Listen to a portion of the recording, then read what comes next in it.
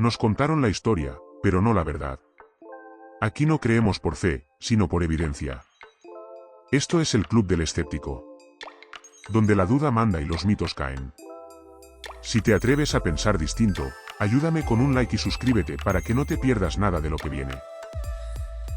El catolicismo.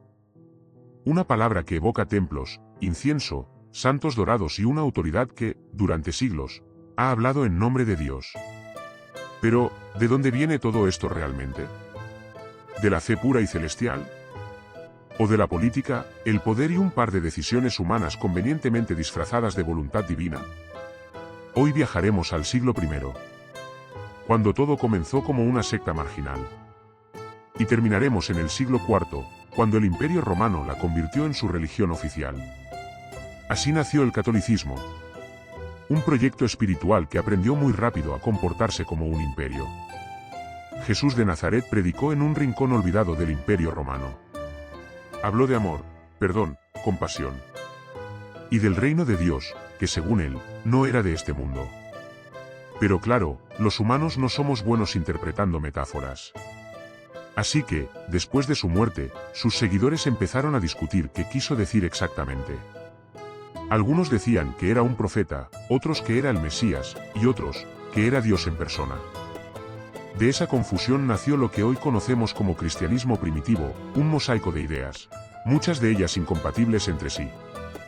Había cristianos judíos, gnósticos, paulinos, ebionitas. Cada grupo con su propio evangelio, su propia versión de Jesús y su propia idea de la salvación. En resumen, el cristianismo era un caos teológico con buenas intenciones. Los primeros cristianos no tenían templos, ni altares, ni sacerdotes. Se reunían en casas, compartían comida, rezaban juntos. Y trataban de sobrevivir entre persecuciones. No había jerarquías. Solo comunidades guiadas por ancianos o líderes espirituales. Pero poco a poco, algunas ciudades empezaron a tener más peso que otras. Roma, Alejandría, Antioquía. Eran las grandes urbes del imperio, y sus obispos comenzaron a destacar. Especialmente uno, el de Roma. Porque, claro, estar en la capital del imperio ayuda. Los cristianos no siempre fueron bienvenidos. Al principio, el imperio los veía como una secta peligrosa. No adoraban a los dioses romanos, ni al emperador, ni participaban en las fiestas imperiales. En un mundo donde religión y política eran lo mismo, eso equivalía a traición.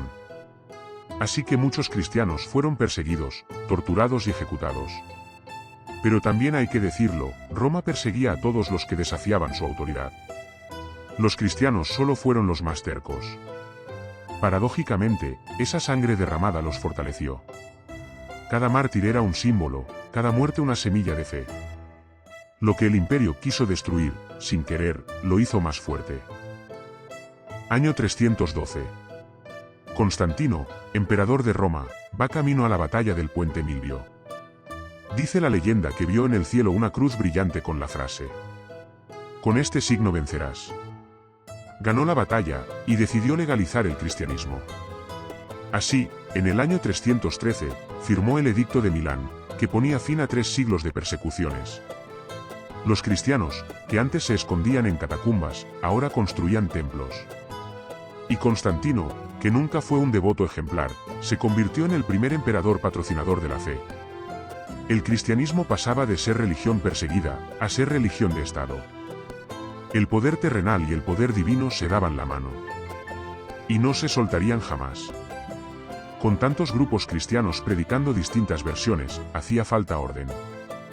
Así que Constantino convocó el Concilio de Nicea, en el año 325. El objetivo era claro, unificar la doctrina. Allí, más de 300 obispos debatieron temas menores. Como si Jesús era Dios, o solo su Hijo. Se discutió, se votó, se presionó políticamente. Al final, triunfó la idea de que Cristo era verdadero Dios y verdadero hombre. Y los que no estuvieron de acuerdo, fueron excomulgados o declarados herejes. Así, la fe dejó de ser una experiencia espiritual. Y se convirtió en una institución con manual de instrucciones. En los primeros siglos, circulaban decenas de evangelios, el de Tomás, el de María Magdalena, el de Judas, ¿El de los hebreos? Algunos mostraban un Jesús sabio y humano. Otros, un ser místico y casi esotérico. Pero cuando la Iglesia se consolidó, necesitaba una historia coherente. Así que eligió los textos correctos y descartó los incómodos. Los concilios posteriores, como el de Cartago y el de Hipona, sellaron el canon. Resultado, una Biblia unificada, con los libros aprobados por la nueva ortodoxia.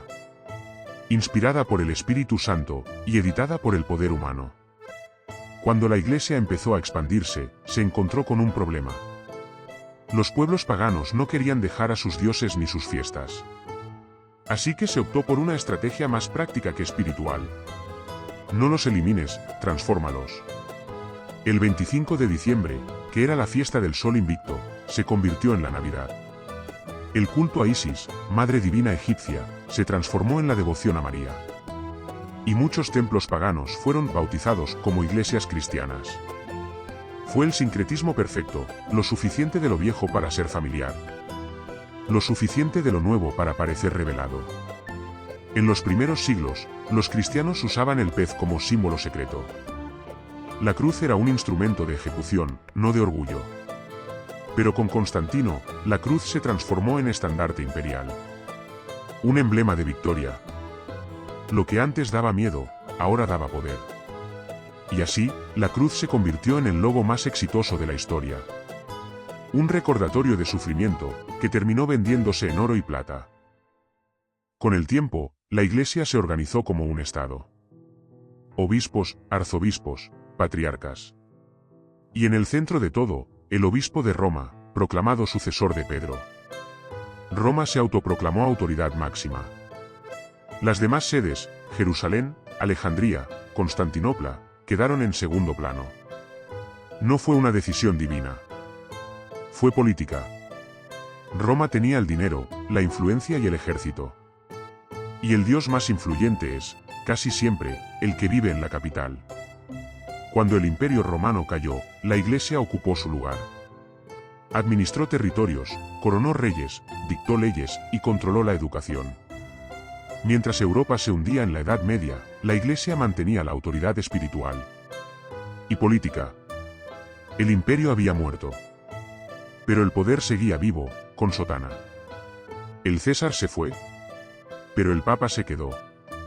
Así nació el catolicismo. De una fe sencilla, a una estructura monumental. De los mártires que morían por sus creencias. A los reyes que gobernaban en su nombre. Algunos lo llaman obra divina. Otros, la jugada política más inteligente de todos los tiempos. Tal vez, fue ambas cosas. Porque, después de todo, nada une tanto a los hombres como la promesa del cielo y el poder en la tierra.